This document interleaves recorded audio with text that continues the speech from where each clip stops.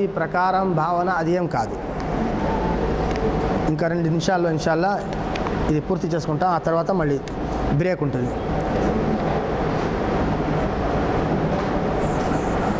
హువల్లాహు అల్లదీ లా ఇలాహ ఇల్లాహు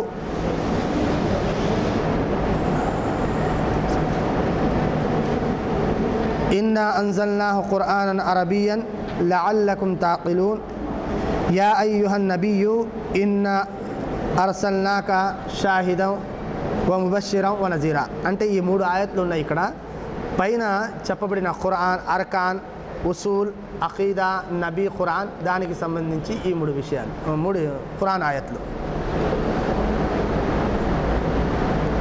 దాని తర్వాత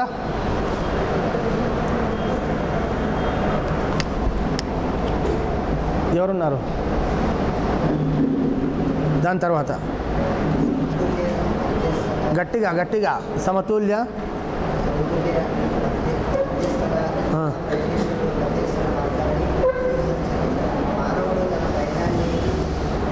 ప్రాణాన్ని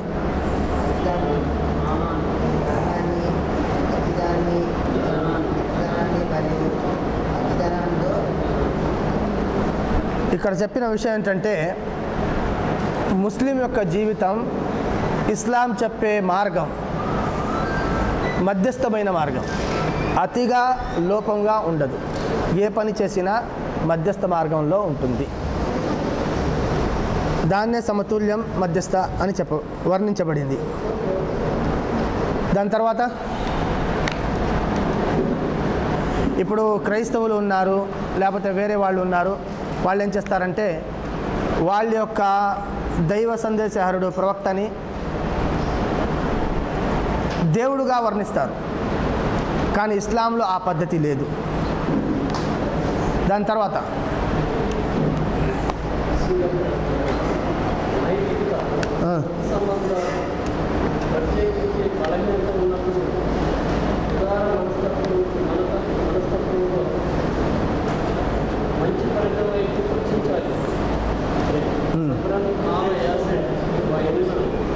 ఇక్కడ అది అరబీ అండి. కూర్చోండి. నైతికత అంటే మనం ఉర్దూలో ఏం చెప్పుకుంటామంటే అఖ్లాక్ అని చెప్పుకుంటాం. ప్రజలందరితో సత్సంబంధాలుగా ఉండాలి, మంచితనంతో కలిసిమెలిసి ఉండాలి. అలాగే ఎవరికైనా ఏదైనా కష్టం వచ్చినప్పుడు ఆ కష్టంలో అతనికి ఉదార మనసుతో ప్రగాఢంగా ఏం చేయాలంటే అతనికి మంచి వైపు పిలవాలి. ప్రవక్త సల్లల్లాహు అలైహి వసల్లం గారు మక్కా ప్రాంతంలో ఉన్నప్పుడు యాసిర్ కుటుంబానికి అనేక కష్టాలు వచ్చినాయి. ఎందుకంటే వాళ్ళు ఇస్లాంని స్వీకరించారు కాబట్టి వాళ్ళని ఇబ్బందులో నెట్టవేశారు.